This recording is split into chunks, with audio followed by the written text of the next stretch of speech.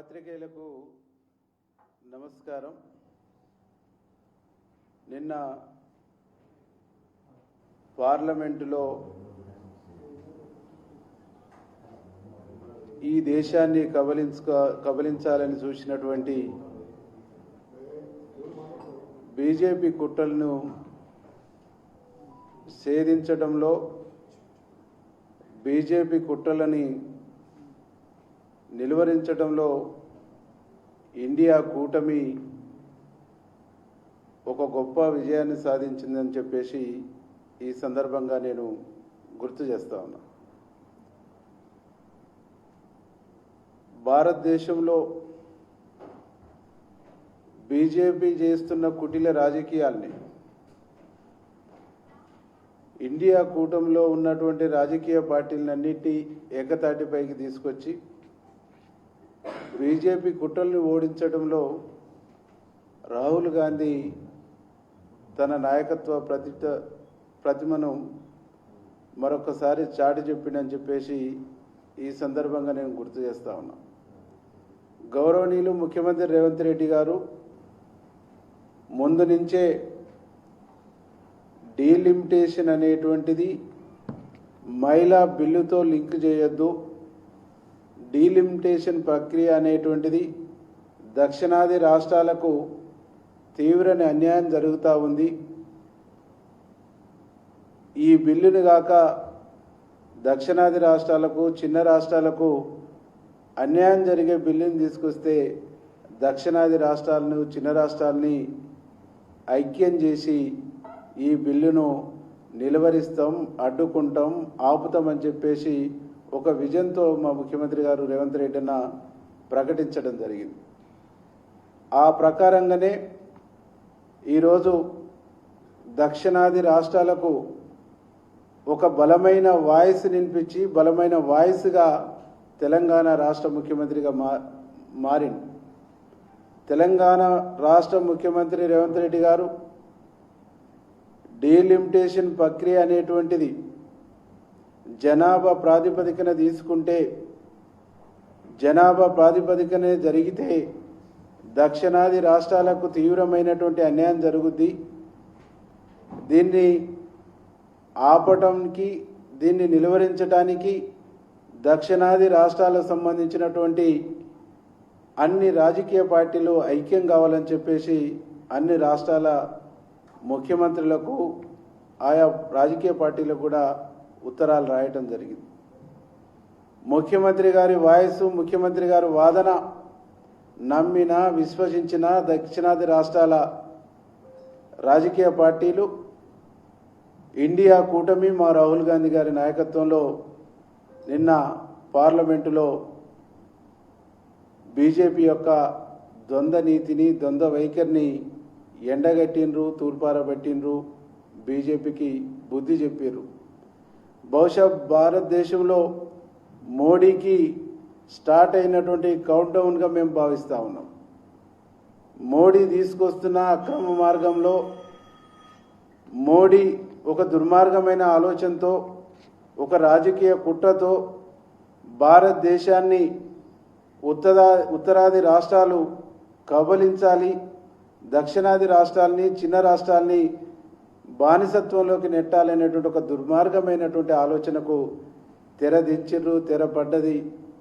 ఇది దక్షిణాది రాష్ట్రాల ప్రజల చైతన్యం ముందు నరేంద్ర మోడీ తల వంచక తప్పలేదని చెప్పేసి ఈ సందర్భంగా మేము గుర్తు చేస్తా ఉన్నాం. ఈరోజు భారతదేశంలో దక్షిణాది రాష్ట్రాల నుంచి ఒక విజనున్న నాయకునిగా, ఒక శాస్త్రీయంగా ప్రతి అంశాన్ని విశ్లేషించే నాయకునిగా, ప్రజల పక్షాన, న్యాయం పక్షాన, నీతి పక్షాన, ధర్మం పక్షాన ఒక బలమైన వాయిస్, బలమైన వాదన వినిపించే లీడర్గా ఈరోజు రేవంత్ రెడ్డి గారు ఉన్నాడు. రేవంత్ రెడ్డి గారిని ఈరోజు భారతదేశంలో ఉన్నటువంటి అన్ని రాజకీయ పార్టీలు కూడా చూస్తున్నాయనేటువంటి ఒక విషయాన్ని కూడా ఈ సందర్భంగా మేము గుర్తు చేస్తాం. ఈరోజు మేము బీజేపీని ఒకటే అడుగుతాం, మహిళా రిజర్వేషన్ బిల్లు మీద మీకు చిత్తశుద్ధి ఉంటే 2023లో తీసుకొచ్చినటువంటి మహిళా రిజర్వేషన్ బిల్లును యాజ్ ఇట్ ఈజ్గా అమలు చేయడానికి మీకు ఏమి ఇబ్బంది వచ్చింది? దానికి డీలిమిటేషన్కు లింకు కలపవలసినటువంటి అవసరం ఏమొచ్చింది? మీకు పార్లమెంటులో 2/3 లేదు అనేటువంటి మెజార్టీ లేదు అనేటువంటిది తెలిసినప్పటికి కూడా, పార్లమెంటులో ఈ బిల్లు పాస్ కాదనేటువంటిది మీకు అర్థమైనప్పటికి కూడా, పార్లమెంటులో దక్షిణాది రాష్ట్రాలకు సంబంధించి ఇండియా కూటమికి సంబంధించి ఆలోచించే ఏ రాజకీయ పార్టీ అయినా ఈ తప్పును ఆమోదించదామని తెలిసినప్పటికి కూడా మీరు ఎందుకు ఈ బిల్లు పెట్టిర్రు? ఈరోజు తమిళనాడు కానీ పశ్చిమ బెంగాల్ కానీ జరుగుతున్నటువంటి ఎన్నికల్లో లబ్ధి పొందటానికి రాజకీయ ఒక్కరు కూడా ఈ దేశ అధ్యక్షురాలుగా మహిళలను ఒక్కనాడు కూడా పెట్టినటువంటి దాఖలాలు లేవు. ఈరోజు వాళ్ళ పార్లమెంటు బోర్డులో 11-12 మంది ఉంటే ఒక్క మహిళకు మాత్రమే స్థానం ఇచ్చారు. వాళ్ళ సైద్ధాంతిక బేస్ అయినటువంటి ఆర్ఎస్ఎస్లో నిర్ణయాత్మకమైనటువంటి కమిటీలో ఒక్క మహిళ కూడా ఉండరు. కానీ మహిళల పట్ల గౌరవం లేని, మహిళలను నాయకత్వ స్థానంలోకి తీసుకురావాలనే కమిట్మెంట్ లేని, మహిళలను సమున్నతమైన స్థానంలో కూర్చోబెట్టాలనేటువంటి కమిట్మెంట్ లేని పార్టీ ఈ దేశంలో బీజేపీ పార్టీనే అనేటువంటిది ఈ సందర్భంగా స్పష్టం చేస్తూ, మన ధర్మశాస్త్రాన్ని మను చెప్పినటువంటి సిద్ధాంతాన్ని నమ్మినటువంటి బీజేపీ పార్టీ మహిళల్ని ఒంటింటి కుందేలుగానే చూస్తారు తప్ప వాళ్లకు రాజకీయాల్లో అవకాశం ఇయ్యరు అనేటువంటిది ఈ దేశ ప్రజలకు అర్థమైంది. ఈ దేశ ప్రజలు అర్థం చేసుకోరు. కాబట్టి ఈరోజు బీజేపీ ఎన్ని ఎత్తులేసినా, ఎన్ని జిత్తులు చేసినా నమ్మే పరిస్థితుల్లో, వినే పరిస్థితుల్లో లేరు. నిన్నగాక మొన్న నరేంద్ర మోడీ మాట్లాడుతూ అన్నాడు, ఈ చట్టం, ఈ బిల్లు ఆమోదం పొందకున్నా మాకు నష్టం లేదని చెప్పింది. అంటే ఈ బిల్లు ఆమోదం పొందాలనే ఉద్దేశం వాళ్ళలో లేదు, ఇది రాజకీయ ప్రయోజనం కోసమే పెట్టిందనేది నరేంద్ర మోడీ మాటల్లోనే స్పష్టంగా వినిపిస్తాం. కాబట్టి ఈ బిల్లును నెగ్గించుకోలేము. గౌరవ పెద్దలు రాహుల్ గాంధీ, రేవంత్ రెడ్డి గారు ఆర్ఆర్ జోడీ ముందు మా యొక్క ఎత్తులు జిత్తులు చెల్లవని చెప్పేసి అర్థమైన తర్వాత తెలంగాణ పైన, తెలంగాణ ముఖ్యమంత్రి పైన రాజకీయ విషం జిమ్ముతూ, రాజకీయ విషం గక్కుతూ తప్పుడు ప్రచారం చేయడానికి పూనుకోరు తప్ప ఇంకోటి లేదు అనేటువంటి విషయాన్ని ఈ సందర్భంగా మీకు తెలియజేస్తూ, దక్షిణాది రాష్ట్రాలతో పాటు చిన్న రాష్ట్రాలకు పొంచి ఉన్నటువంటి ముప్పును కూడా ఈరోజు కాపాడగలిగింది ఇండియా కూటమి అని చెప్పేసి, రక్షించగలిగింది ఇండియా కూటమి అని చెప్పేసి ఈ సందర్భంగా మేము గుర్తు చేస్తూ, ఈ విషయంలో గౌరవ సోనియా గాంధీ, మల్లికార్జున ఖర్గే గారు, రాహుల్ గాంధీ గారి స్ఫూర్తితో మా ముఖ్యమంత్రి రేవంత్ రెడ్డి గారు దక్షిణాది రాష్ట్రాలని ఐక్యం చేయటంలో, దక్షిణాది రాష్ట్రాల గొంతుకల్ని ఐక్యం చేసి ఏకతాటిపైన తీసుకురావటంలో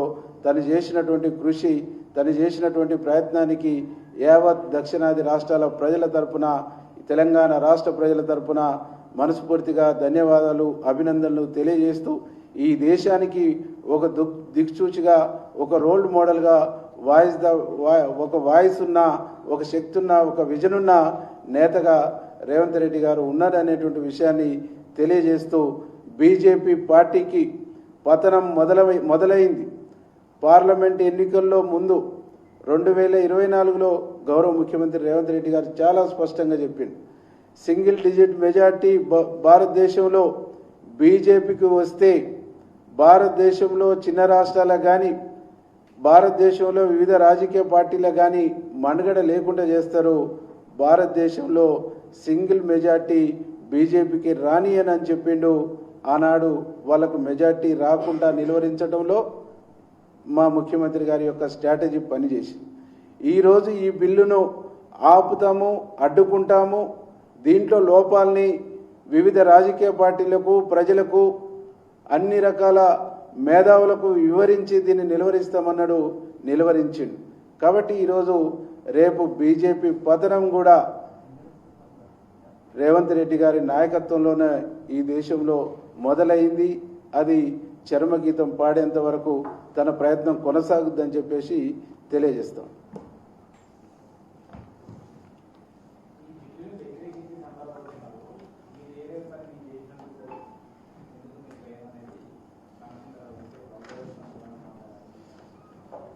అంటే రామచంద్రరావు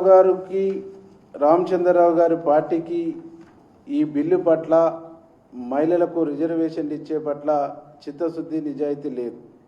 2023లోనే పార్లమెంటులో ఈ బిల్లును ఆమోదం పొందినప్పుడు దానికి విధి విధానాల్ని నిర్ణయించవలసింది. ఆ విధి విధానాల్ని నిర్ణయించి విధి విధానాల్ని డిసైడ్ చేసి దాన్ని 2024 పార్లమెంట్ ఎన్నికల్లో ఇప్పుడున్నటువంటి 500 పైచిలకు 543 సీట్లలో 33 సీట్లు వాళ్ళు ఇచ్చిండుంటే వాళ్ళకు నిజంగా ఆ బిల్లు మీద వాళ్ళు మహిళల మీద నా మంచి కమిట్మెంట్ ఉందని మనం భావించేటోళ్ళం. పోనీ చివరికి ఈ దేశానికి ఉప ప్రధానిగా ఒక మహిళనన్నా తీసుకొచ్చి వాళ్ళు పెట్టిండుంటే మేము వాళ్ళు చెప్పేటువంటి వాదనను ఏకీభవించేటోళ్ళం, వాళ్ళని అభినందించేటోళ్ళం.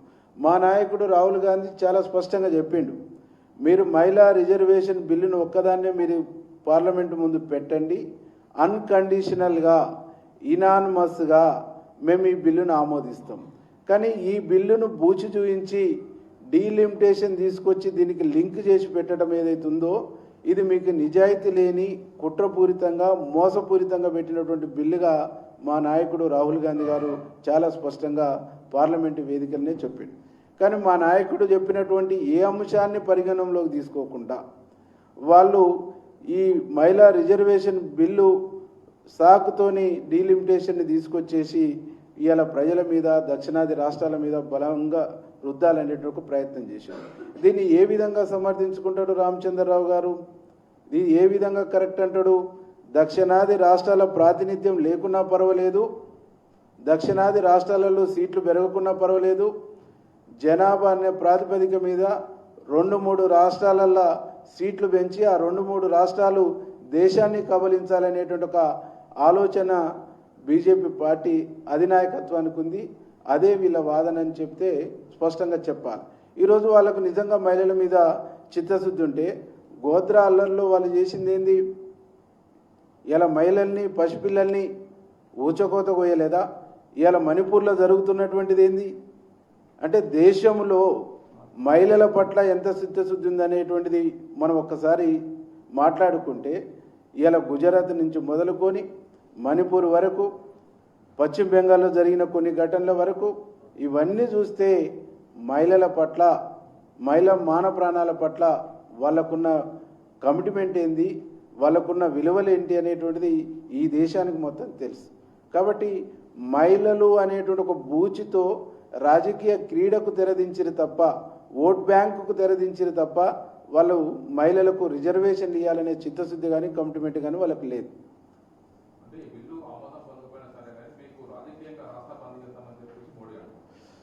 అంటే ఈ బిల్లు ఆమోదము పొందదు, 1/3 2/3 మెజార్టీని సాధించలేరు అనేటువంటిది ఈ దేశ ప్రజలందరూ కూడా చాలా స్పష్టంగా తెలుసు, నరేంద్ర మోడీ అమిత్ షాకు తప్ప.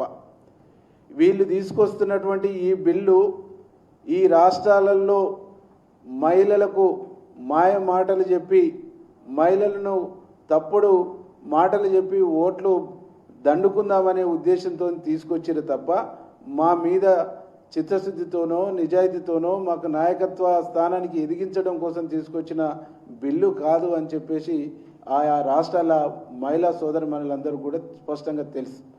ఎందుకంటే మహిళల పట్ల భారతీయ జనతా పార్టీకి ఎంత గౌరవం ఉంటుంది, మహిళల్ని ఏ మేరకు గౌరవిస్తారు, మహిళల్ని ఏ మేరకు నాయకత్వ స్థానంలో తీసుకొస్తారు, మహిళల పట్ల వాళ్ళకు ఉండేటువంటి ఒక రాజకీయ కోణం ఏందనేటువంటిది ఈ దేశంలో ఉన్న ప్రతి మహిళా సోదరమనికి తెలుసు. కాబట్టి ఏ ఒక్కరు కూడా ఈ బిల్లు మీద, ఈ బిల్లు పార్లమెంటులో వీగిపోయిన దాని మీద భారతీయ జనతా పార్టీకి మామూలు లిప్ సింపతి కూడా చూపించారనేటువంటిది నాకు ఉన్నటువంటి ఒపీనియన్.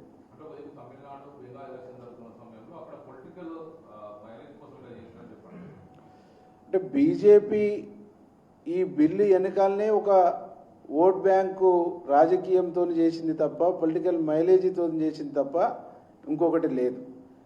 బీజేపీకి ఈ దేశం పట్ల, ఈ దేశంలో ఉండేటువంటి మహిళల పట్ల, మహిళల్ని రాజకీయాల్లో నాయకత్వ స్థానంలో ఎదిగించాలనేటువంటి దాంట్లో ఏమాత్రం చిత్తశుద్ధి లేదు. వాళ్ళకు ఓట్లు, సీట్లు, అధికారం తప్ప ఇంకొక ధ్యాసనే లేదు.